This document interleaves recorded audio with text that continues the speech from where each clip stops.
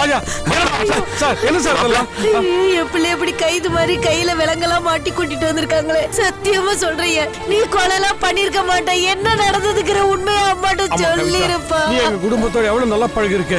ராஜா எப்படி போட்டவனு உனக்கு தெரியாது, நீ எப்படி பண்ணலாமா? நீ எல்லாம் ஒரு போலீஸா? ஏய், யாராவது ஏதாவது பேசுனீங்க உண்டு இல்லன்னு பண்ணிடுவேன். மரியாதையா இங்க இருந்து போயிடுங்க. நானே கொலவெறியில இருக்கேன். சண்டால பாவி, நன்றி கெட்டவளே. நீ எல்லாம் நல்லா இருப்பியாடி? என் பிள்ளை உனக்கு என்னடி துரோகம் பண்ணா? அவன் வாழ்க்கைய போட்டு ஏன் இப்படி சீரழிச்சுக்கிட்டு இருக்க? நீ என்னடி எங்களை உண்டு இல்லன்னு பண்றது? நான் உன்னை இப்ப உண்டு இல்லன்னு பண்றதே இல்லையா பாரு.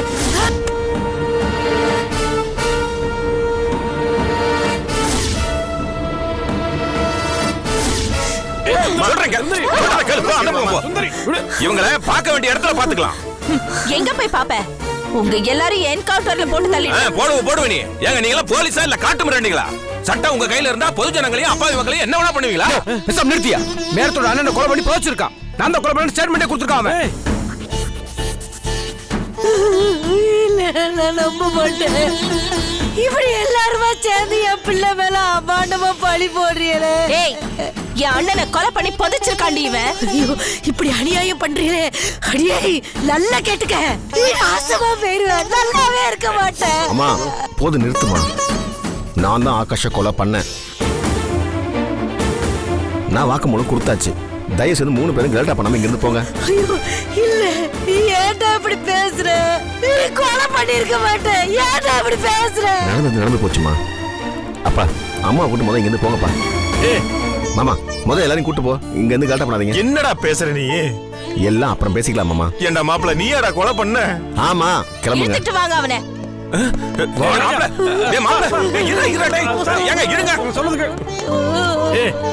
அழாதடி, ஒண்ணு இல்லடி, பாத்துக்கலாம். இவருக்கு என்னதாங்க ஆச்சு? இவன் எப்படி கொலை பண்ணல ஒத்துக்கிறேன். அது எனக்கும் தெரியும்டி. சும்மா இரு, அழாத, சும்மா இரு. என்னடா இது? ஒன்னும் புரியல மாமா.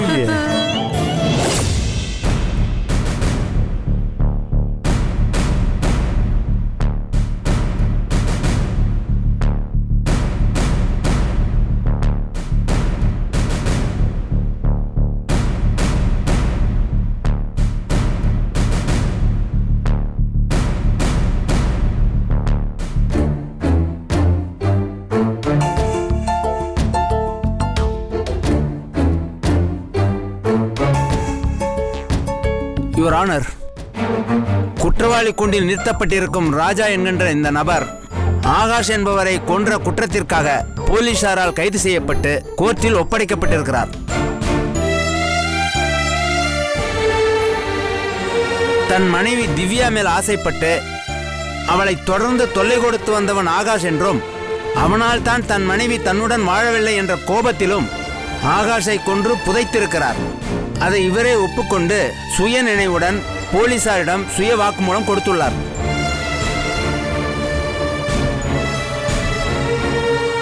அவர் அளித்துள்ள வாக்குமூலத்தை இந்த கோர்ட்டில் பிரதான சாட்சியாக ஒப்படைக்கிறேன்.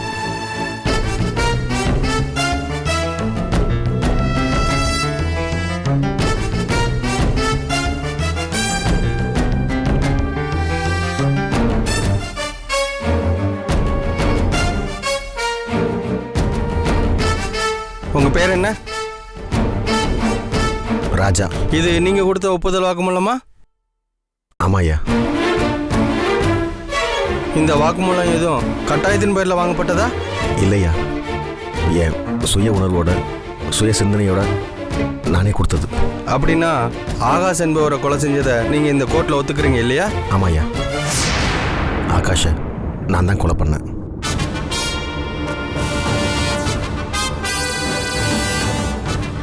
அதை இந்த கோர்ட்ல நான் ஒத்துக்கிறேன். ஐயா நம்பாதீங்க ஐயா. அவனை யாரோ அடிச்சு உதச்சுதான் இப்படி எல்லாம் பேசிட்டு இருக்காங்க. கொஞ்சம் சும்மா இருயா.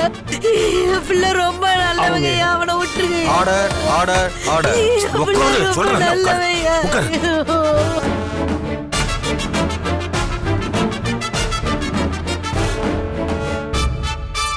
ஆகாஷை கொலை செய்ததாக ராஜாவே இந்த நீதிமன்றத்தில் ஒப்புக்கொண்டு வாக்குமூலம் கொடுத்திருப்பதால் இந்த வழக்கை முறையாக ஆரம்பிக்கப்படும் வரை ராஜாவை 30 நாள் சிறைக்காவலில் வைக்க உத்தரவிடுகிறேன்.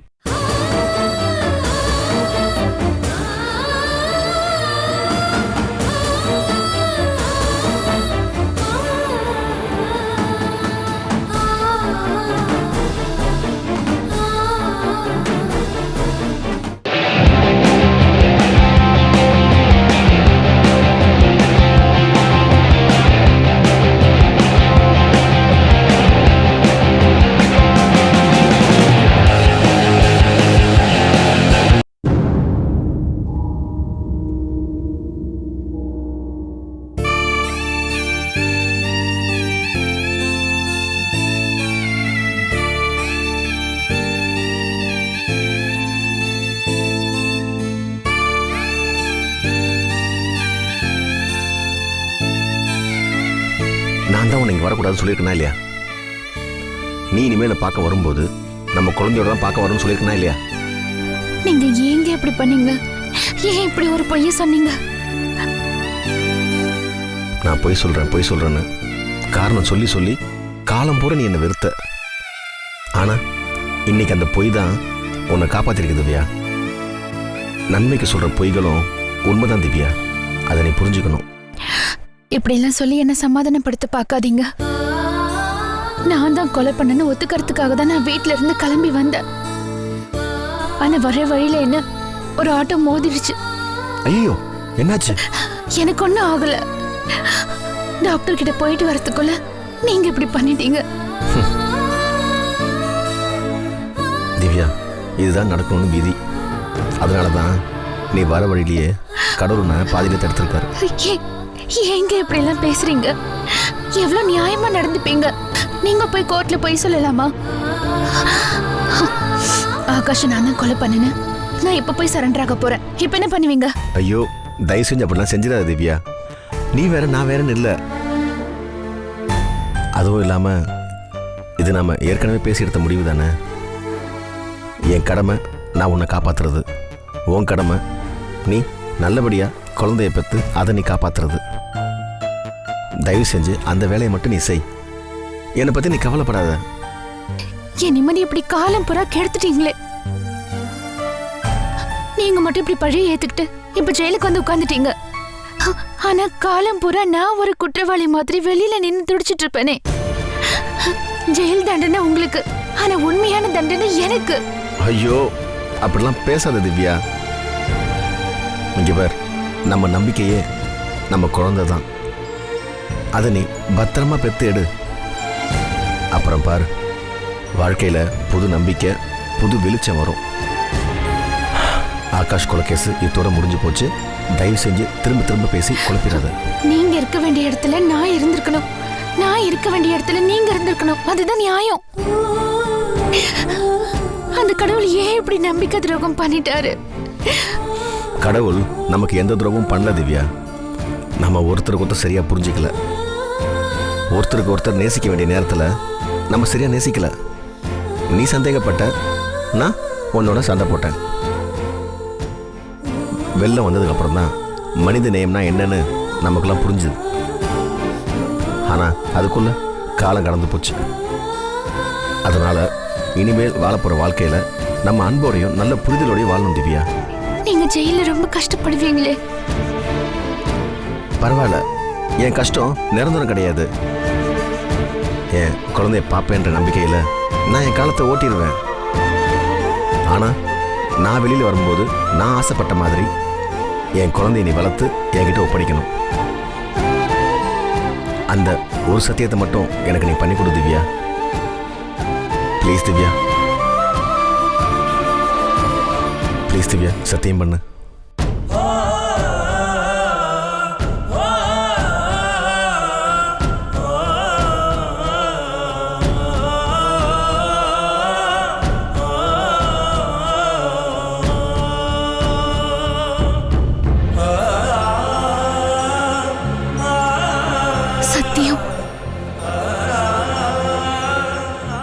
நீ கிளம்புமா, பத்திரமா போயிட்டு வா.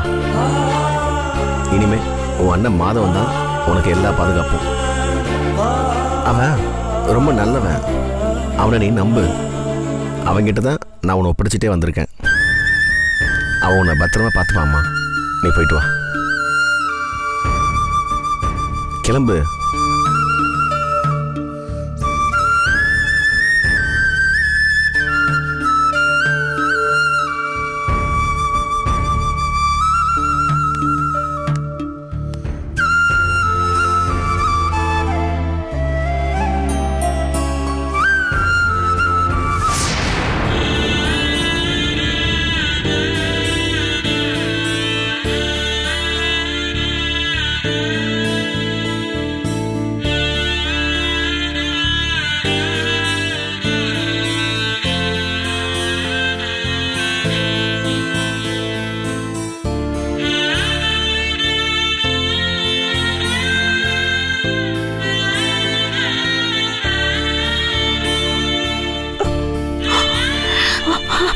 திவ்யா, ஐயோ அம்மா, ஆகாஷ கொலை பண்ணிட்டாருன்னு ராஜாவை கைது பண்ணிட்டாங்கம்மா. ஆமாம்மா, மாப்பிள்ளை இங்கதான் வந்தாரு.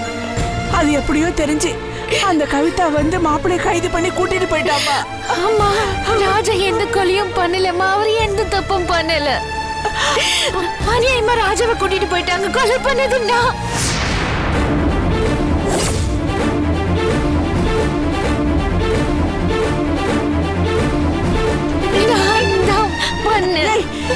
என்னடி உளறிட்டு இருக்க? அப்படியெல்லாம் பேசக்கூடாதுமா. கரெக்ட் தான். ராஜா அண்ணா உன்னை சரியா புரிஞ்சு வச்சிருக்காரு. நீ இப்படியெல்லாம் வந்து சொல்லுவேன்னு அவர் ஏற்கனவே சொல்லிட்டு தான் போனாரு. இப்படி எல்லாம் பேசிக்கிட்டு இருக்காது திவ்யா. பாக்குறவங்க உன்னை தப்பா புரிஞ்சுப்பாங்க. ஐயோ, என்ன நம்புங்க. ராஜா எந்த தப்பும் பண்ணல. நான் தான் பண்ணேன். ஐயோ, ராஜா மேல இவ்வளவு ஆசையே பாசத்தையும் வச்சுக்கிட்டு ஏண்டி விவாகரத்து அது இது நாடகம் ஆடிக்கிட்டு அவனை பிரிஞ்சு இருக்க? நீ பண்ண பாவம்தான். மாப்பிளைய பலி வாங்கிடுச்சு. திவ்யா, இப்ப எதுக்கு நீ ராஜா மேல பரிதாபப்படுற? அதான் நீங்க 2 பேரும் டைவர்ஸ்க்கு அப்ளை பண்ணிட்டீங்களா? ராஜா இப்படி ஒரு காரியத்தை பண்ணுவான்னு யாருமே எதிர்பார்க்கல.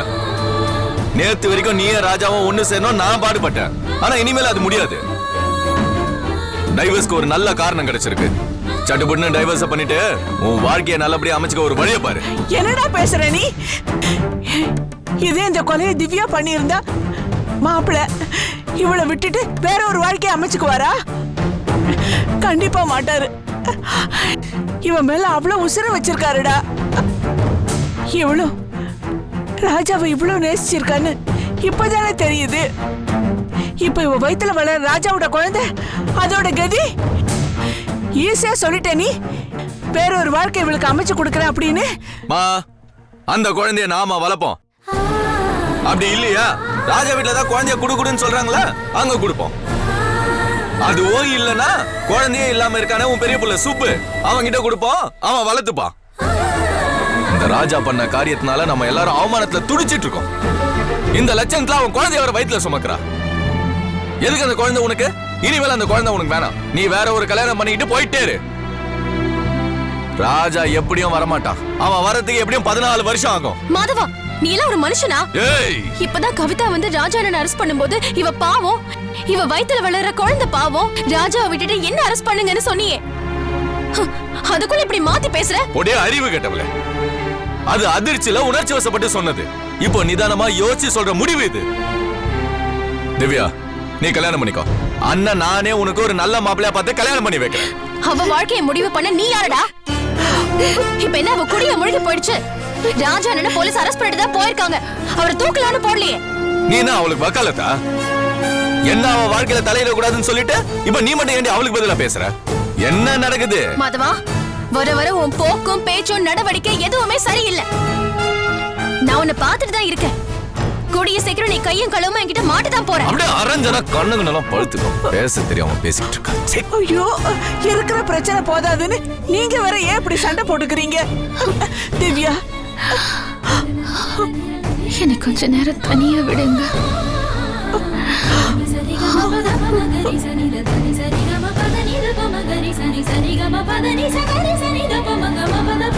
திவ்யா,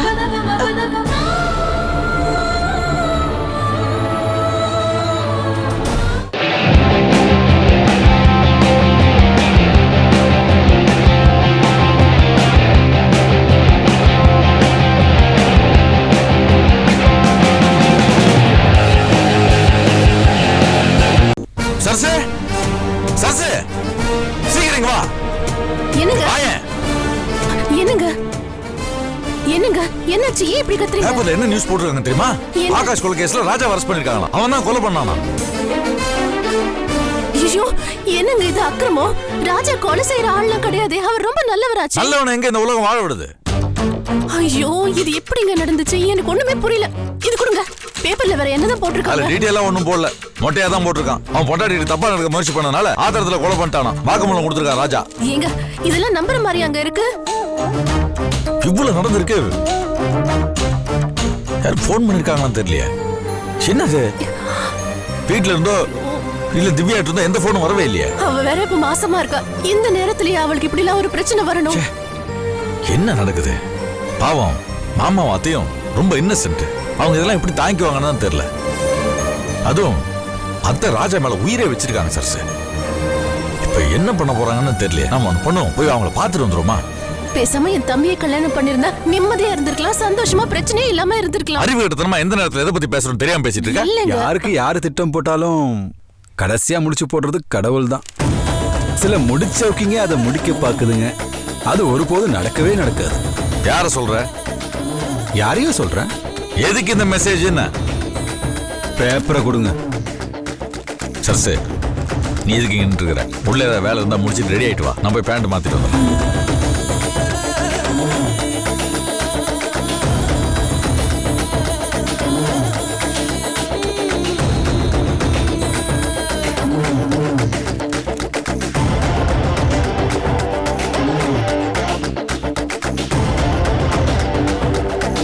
சர்சு போலாமா? வரேங்க. சீக்கிரமா, டைம் ஆச்சு. என்ன நீ சகல, உன் குடும்பத்தோட புகழ் ஊரெல்லாம் பரவிட்டு இருக்கு போல இருக்கு. உன் தங்கச்சி புருஷனை ஏதோ கொலை கேஸ்ல அரெஸ்ட் பண்ணிட்டாங்களாமே. அரிசி கடைக்காரனுக்கு வாய்க்கரிசி போட்டாங்க.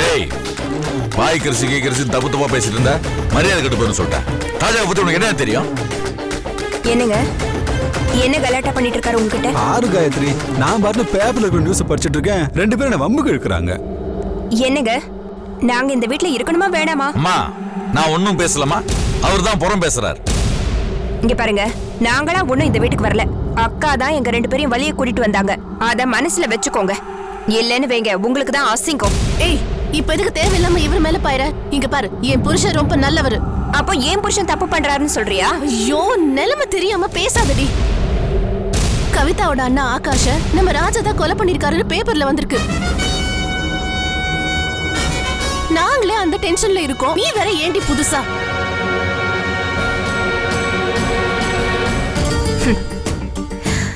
உலகத்துல யாரையும் நம்ப முடியல. நல்லவங்களா இருக்கிற யாருமே நல்லவங்களே கிடையாது. எதுக்கு எடுத்தாலும் பொய் வேஷம், போலித்தனம், பித்தலாட்டம். நானும் அதுதான் சொன்னேன் காயத்ரி. ரெண்டு பேரும் சேர்ந்து திட்டுறாங்க. இங்க பாருங்க, உங்களை திட்டுற தகுதி இந்த வீட்டுல யாருக்குமே கிடையாது. அம்மா, யாரையும் திட்டலம்மா. நாங்களே ராஜா அரெஸ்ட் பண்ண வருத்தத்துல இருக்கோம். அதை கிண்டல் பண்ணி பேசுறாரு. அதனால ரெண்டு வார்த்தை பேசணும், அவ்வளவுதான். ஏங்க, செஞ்ச பாவெல்லாம் சும்மா விடுமா? யாரா இருந்தாலும் பாவம் செஞ்சதுக்கு அனுபவிச்சுதானே தீரணும். யாரையும் நம்ப முடியல காயத்ரி. நான் உன்னை நம்புறேன், நீ என்ன நம்பு. நமக்கு அந்த கடவுள் தான் தோணு. அதுக்காக வேண்டத்தானே கோயிலுக்கு போறோம். இங்க இருக்கிற ஒவ்வொரு நிமிஷமும் நமக்கு ஆபத்து தான். முதல்ல நம்ம கோயிலுக்கு போய் அர்ச்சனை பண்ணணும். காயத்ரி, நம்ம ஆயுசை காப்பாத்துறதுக்கு ஒரு ஹோமம் பண்ணா பெட்ரு.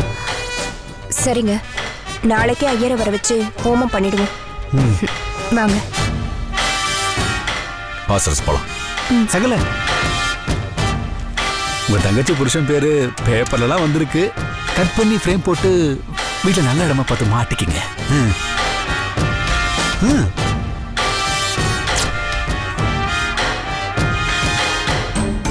கொழுப்பு பத்தி அவனுக்கு. இவனே ஜாமீன்ல வெளியே வந்திருக்கான். இவன் ராஜாவை பத்தி பேசுறான். எல்லாம் நேரம்.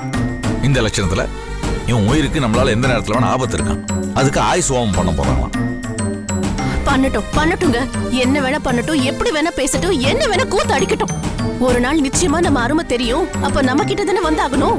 நீங்க வாங்க, நம்ம கிளம்பலாம்.